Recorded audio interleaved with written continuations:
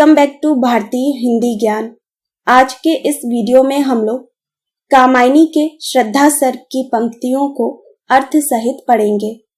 कामायनी एक महाकाव्य है और इसके लेखक हैं जयशंकर प्रसाद। हम लोग कामायनी के श्रद्धा सर्ग की 31 पंक्तियों को अर्थ सहित पढ़ चुके हैं। अगर आप लोगों ने श्रद्धा सर्ग के पिछले वीडियो नहीं पढ़े हैं तो आप हमारे चैनल पर पढ़ सकते हैं। चलिए हम लोग सबसे पहले पंक्तियों को पढ़ेंगे, उसके बाद उसके अर्थ को भी समझेंगे। तपस्वी क्यों इतने हो क्लांत, वेदना का यह कैसा वेग, आह तुम कितने अधिक हताश, बताओ यह कैसा उद्वेग। ये हैं पंक्तियां। अब हम लोग इसमें कुछ शब्द अर्थ को भी पढ़ते हैं। यहाँ पर शब्द लिखे हुए हैं, इसके सामने यहाँ पर इसका अर्थ लिखा हुआ है। क्लांत का अर्थ होता है थका हुआ, वेदना का अर्थ होता है कष्ट, हताश का अर्थ होता है दुखी या फिर निराशा, उद्वेग का अर्थ होता है अशांति या फिर घबराहट। ये दोनों ही इसके अर्थ हैं। अब हम लोग इन पंक्तियों के प्रसंग को पढ़ते हैं।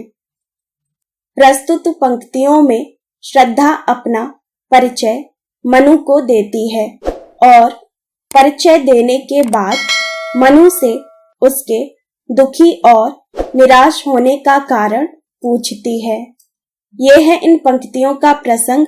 अब हम लोग इन पंक्तियों के अर्थ को पढ़ते हैं।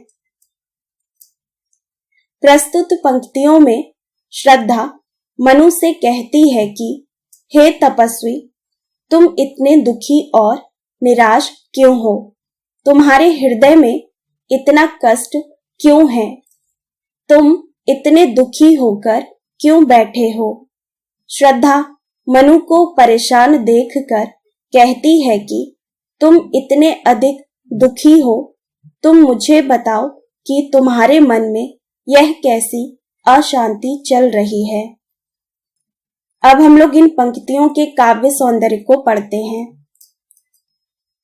काव्य सौंदर्य में फर्स्ट पॉइंट है, प्रस्तुत पंक्तियों में कवि ने श्रद्धा के मन की सहानुभूति का चित्रण प्रस्तुत किया है।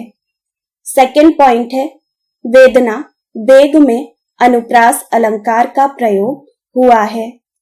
थर्ड पॉइंट है, इन पंक्तियों में मनु के निराश स्थिति का वर्णन किया गया है। अब हम लोग नेक्स्ट पंक्ति को पढ़ते हैं। पंक्तियां हैं, हृदय में क्या है नहीं अधीर, लालसा जीवन की निशेष, कर रहा वंचित कहीं ना त्याग, तुम्हें मन में धर सुंदर वेश। अब हम लोग इसमें कुछ शब्द अर्थ को पढ़ते हैं। यहाँ पर शब्द लिखे हुए हैं। अधीर, इसका अर्थ होता है धैर्यहीन या फिर परेशान, ये दोनों ही इसके अर्थ हैं। लालसा, इसका अर्थ होता है इच्छा या फिर चाह। निशेष, जिसमें कुछ शेष बचा ना हो। वंचित, इसका अर्थ होता है अलग। धर, इसका अर्थ है यहाँ पर धारण करना। ये हैं कुछ शब्द अर्थ। अब हम लोग इन पंक्तियों के प्रसंग को पढ़ते हैं। प्रस्तुत पंक्तियों में श्रद्धा मनु को जीवन के प्रति प्रेम और जीवन के संघर्षों से हार ना मानने की सलाह देती है और श्रद्धा मनु को जीवन में आगे बढ़ने के लिए प्रेरित करती है। अब हम लोग इन पंक्तियों के अर्थ को पढ़ते हैं। प्रस्तुत पंक्तियों में श्रद्धा मनु से कहती है कि तुम्हारे हृदय में क्या है, तुम इतना परेशान क्यों हो? क्या तुम्हें जीवित रहने की इच्छा नहीं है? क्या तुम्हें जीवन से कुछ भी मोह नहीं रहा है? तुम इस तरह से परेशान और निराश होकर क्यों बैठे हो?